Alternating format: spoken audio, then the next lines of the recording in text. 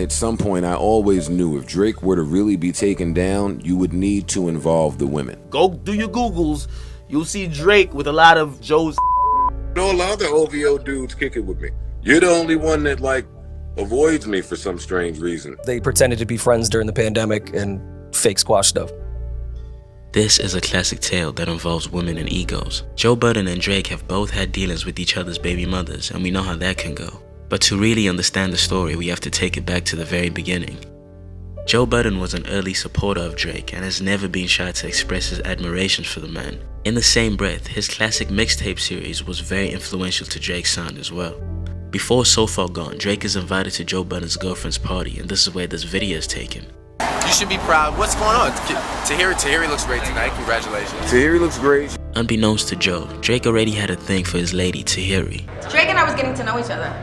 Dinner, concert, song with dolphins. There was a conversation between the two of you about Tahiri and her being in Dominican Republic with him. Drake got a lot of hoes in common with niggas. Me, there's a few of us out here with a few hoes in common. Yo, I know you fuck my bitch, I don't care. And in the future, the Eskimo brothers will continue to cross paths. Now you need to know that Joe Budden's second home is the strip club. If you don't work in New York strip clubs, none of y'all are there more than me. I'm there 3 to 4 times a week. And I ain't gonna lie, all the bitches in the club knew Joe's name. Oh my God, Joey! How you get the bitches in a strip club to just know your name like this? All of a sudden, they open that shit and spread the red carpet for that nigga. Some of Drake's best records were inspired by dancers. He even mentions them by name, plus he has never been shy to express his love for the strip club. Live at Starlets, you know what I'm saying? My baby mom on the wall over there. Say thanks, Drake! Who spent the most money with you? I would say between Drake and Rick. So naturally, they engage with a lot of the same people and have been publicly tied to a lot of the same women. Do you care about him retiring stripper jerseys? You used to date like at least 2 of these 3 women, right? I'm not gonna speak on any gossip shit because I be knowing more than other people, so I don't know what other people know, so I'm gonna shut up about it. Respect that girl, forget she's a porn star, let her be your world, yeah. Sophie told me she was an urban model.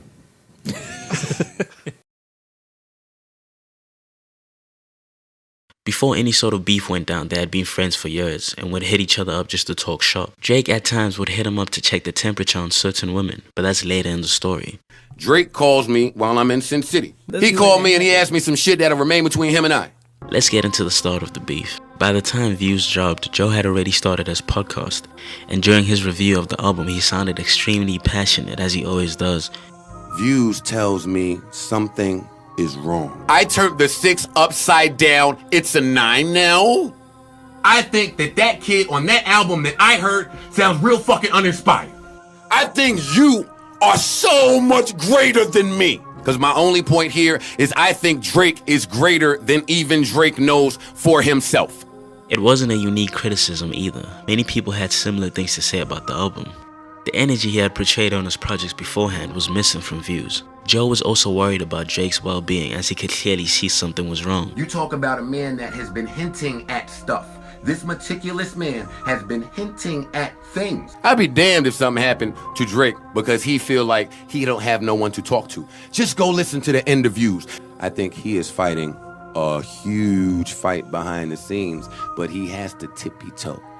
2 years after this, Drake would admit at this time he was really going through it and had turned into something he didn't understand. But in the heat of the moment, he didn't take kindly to Joe's criticism. I was having trouble figuring myself out in rap at that time. Right. I was a very defensive individual, you know, just coming off the situations that I had come off of. And I was having trouble trying to make you know, rap music where I was able to peel back the layers. And so there was a time where I actually thought about taking all the rap off of Views and just making it like an album full of music that made me happy with melody.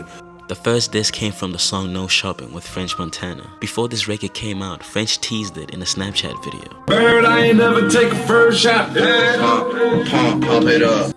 The MC who loves to battle and is always eager to rap got a little too ahead of himself by dropping multiple diss tracks because of a damn snippet. This worked against his favor and gave Drake more of an excuse to not have to reply. They put a clip on Instagram and Snap with just that pump it up part. I think that part gets lost. He initiated this, and when I heard the record, oh, then it was on. But then it went into 5 different freestyles going at Drake. 4. Come on, bro. Since we hadn't heard the song, he looked like he was the angry, jealous, and disgruntled old man who came at Drake for no apparent reason. You're honestly the oldest person I know who loves Drake as much as you do. I'm almost upset that I've positioned myself in this way where it seems like I do not. Niggas with hoes, we listen to Drake sometimes. Okay. So the only replies he received from the petty king was super passive-aggressive, which he's also a master at. Do you feel some type of way that Drake never responded? He did respond. He responded multiple times. I had a grand presentation to get to, but he ruined it. Well, how did he ruin it? We couldn't get to the end because he kept DMing me. Drake then releases 4 p.m. in Calabasas, in which he takes some very obvious shots at Joe. I love it. This is hard.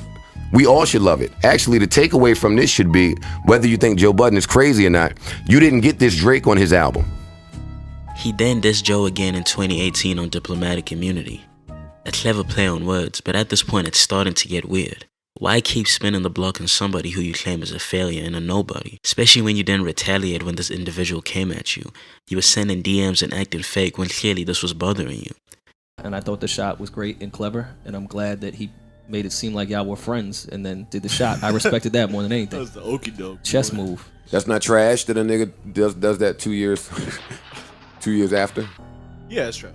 Come on, Maul. Is it trash? Come on, Maul. Even after he DM'd me?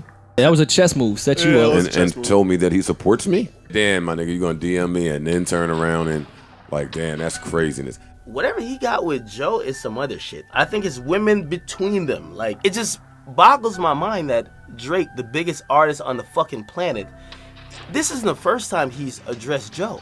Joe Budden retired from rap to enter the podcasting and media space, a point which Drake always seems to use to discredit him, but let's really look into this. Budden has always been steps ahead of the culture.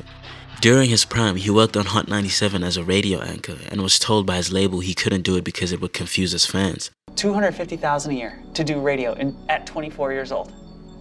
I was in heaven. I loved it. The label came to me and he was like, you can't do both. Why? You have to pick a career.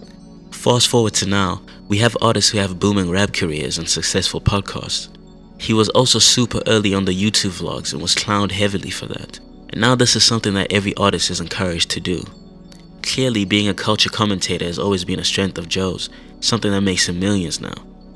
To me, Drake's disses are merely words of a bitter man. I had a point. I would have loved to get to my finale. Which was? Oh no, I can't say that. In You gotta case these wait. OVO niggas start acting up again.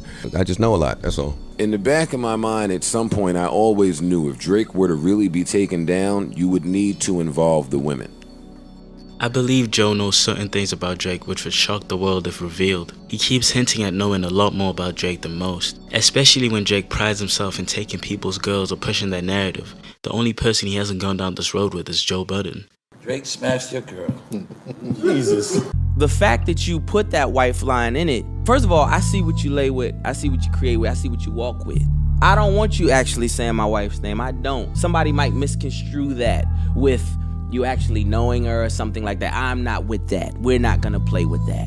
Which is the same confusion that's going on currently with Kanye. Drake don't do a diss, like an outright diss song where it's a headshot. You're gonna like go and DM every single girl in your family, every single girl around your family. This is Drake's MO, man. He fucks everybody's baby mom, everybody's girlfriend, everybody's ex-girlfriend. This is just what he does. I think the diss tracks that Joe put out were to bait Drake into responding with his own diss track, exactly like how Pusha played it.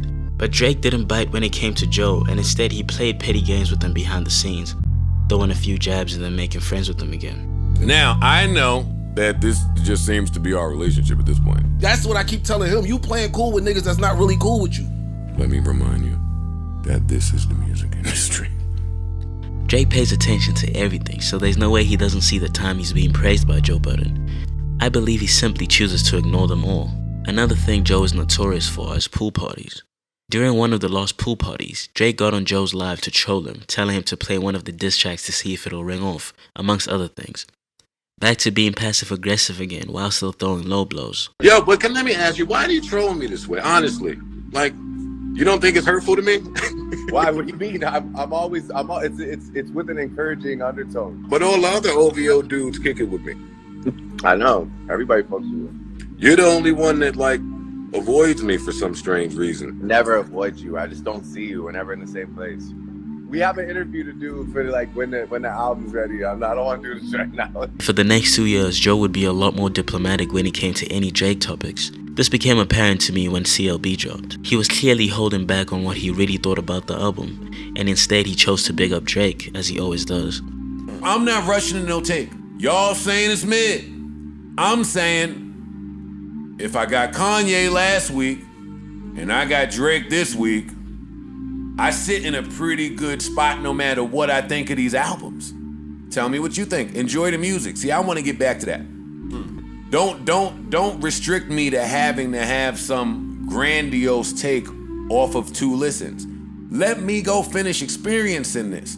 So when this album drops and Joe finally gives us critique, Drake jumps off the rails with this response, which is very telling. Yes, we've seen him get at people who gave him bad reviews, but this one was a little different. It felt very personal, like he was waiting to get this off on Joe, but just needed the right time and situation. This just felt like something that was being harbored for quite some time. There's a lot more personal shit than people know.